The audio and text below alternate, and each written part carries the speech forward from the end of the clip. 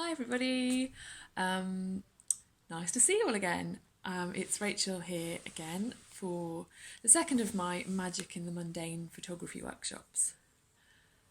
I hope you all really enjoyed the photography treasure hunt that I shared with you earlier this week. I've really enjoyed taking part in it myself actually, and yeah, it's really helped me to get back in touch with the magic in the everyday surroundings that I have around me all the time. And even when I've been doing something that feels very ordinary, like cleaning the house, I've just taken a little step out of that and thought, oh, wonder what I can see around me, and taken a few photos, and that's it's really helped me to appreciate the beauty that's around me all the time if I just take the time to look for it. So today's exercise is sort of taking that idea a step further, really. I recently became very curious about how far I could take this idea of finding beauty in the ordinary. And what I've found is that although a lot of my photography work is about little details, little sort of hidden, overlooked little gems of beauty that maybe people don't normally pay attention to or overlook in the busyness of their lives, I still found that I felt like I had to kind of take a little step out of my normal, very normal daily life to do something creative. So I might take myself off for a walk with my camera or set something up at home, but it was kind of very intentional, which I do think is a wonderful thing to do. But I started to become quite curious about all the little jobs and chores and life admin and all of that stuff that I normally don't associate with creativity, and I normally think of as just, a boring job that's got to get done, like the washing up.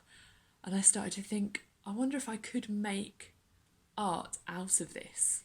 Could I become curious about this activity that, we all spend our lives doing so much of this stuff that has to get done?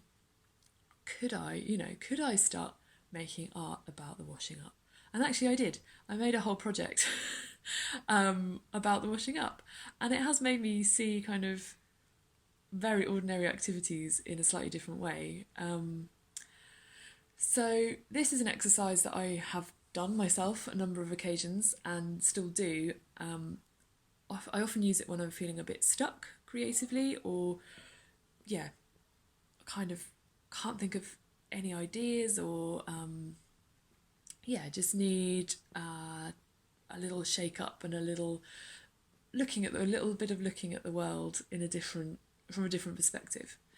So I call this the 20 photo challenge, and what it involves is finding something in your house, or it could be your garden or your garden shed perhaps, that you think is really quite dull.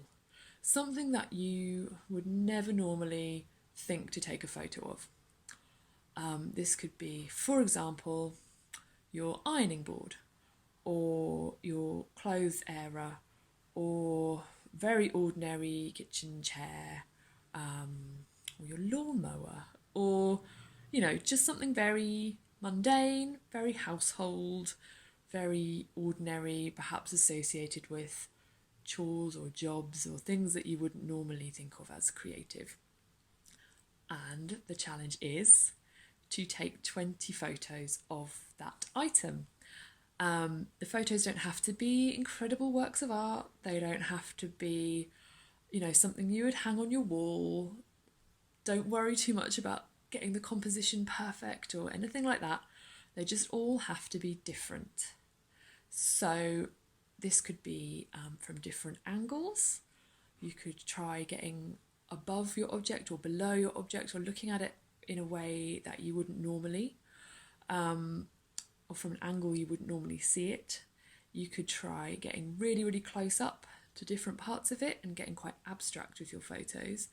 You could try taking photos of the whole object from a distance, very small parts of it more close up. You could think about what's in the background of your photos and how that can affect how it looks. You can think about maybe wait until it gets dark in the evening, and you could try lighting it from different angles. and seeing how that affects how it looks and things like the shadows, and any reflections of the surfaces. Just have a play. Just have a play. And I know 20 photos probably sounds a bit daunting, particularly if you've picked something that you see as very, very ordinary. But having done this exercise myself a few times, it's quite incredible how absorbing a really, really ordinary thing can be, if you really pay attention to it. So give it a go, see how you get on. I've got some photos here that I've taken before doing this challenge myself. So I'll share those with you now, just in case you need a little bit of inspiration.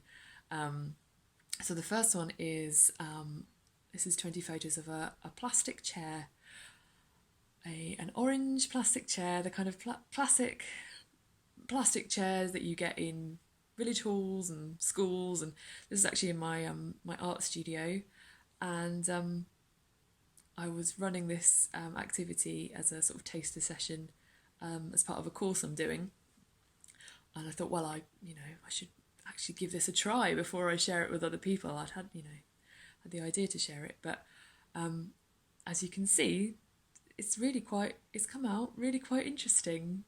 What I thought was quite an ordinary object, when you look at it really close up in a lot of detail and from a lot of different angles, is strangely beautiful. And then I also, I was feeling very stuck creatively the other day, and I thought, oh, I'll give this a try again, and had a go with my clothes area, just in my living room. And again, I got so carried away. This is the first 20 photos, but I actually ended up taking more. I think I took about 27 photos in the end. I couldn't stop.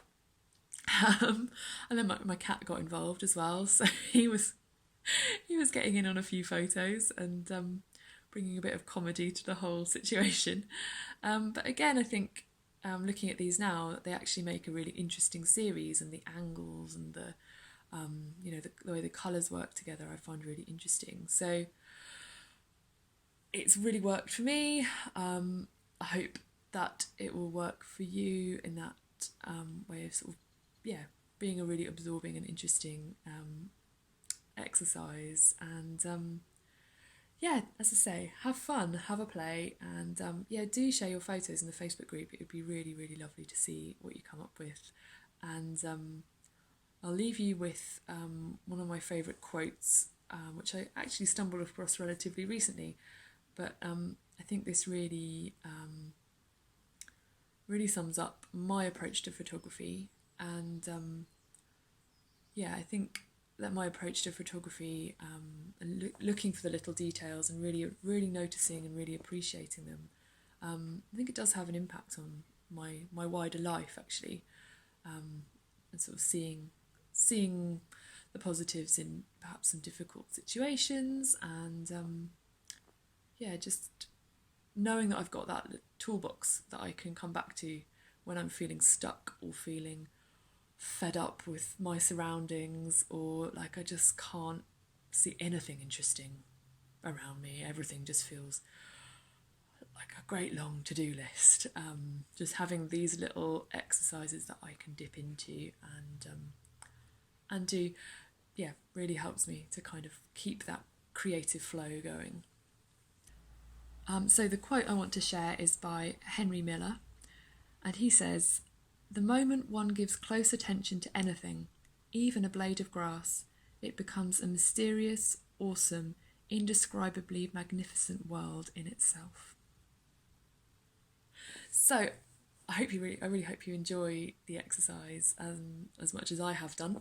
And if you've enjoyed this and the treasure hunt, these are sort of taster sessions of some a longer course of workshops that I'm going to be running quite soon. If you would like to know more about this course, please do keep an eye on my website, which is rachelwrightphotography.com, where I'll be sharing all the information on my blog about forthcoming workshops and courses. Do keep an eye, and my email address is on my website as well, so if you wanted to get in touch, do feel free. Okay, well, have fun and we'll see you soon. Okay, thanks, bye. Just before I go, I just wanted to share this book with you. This is The Practice of Contemplative Photography, Seeing the World with Fresh Eyes by Andy Carr and Michael Wood. This is the book where I originally got the idea for the 20 photo challenge, and as you can see from the amount of bookmarks and little bits of paper tucked into the book, it's one I refer to a lot. I've had it for about 10 years now, and I've found it really, really helpful and inspiring. And yeah, if you are wanting to kind of delve deeper into this kind of approach to photography, this could be a really good starting point.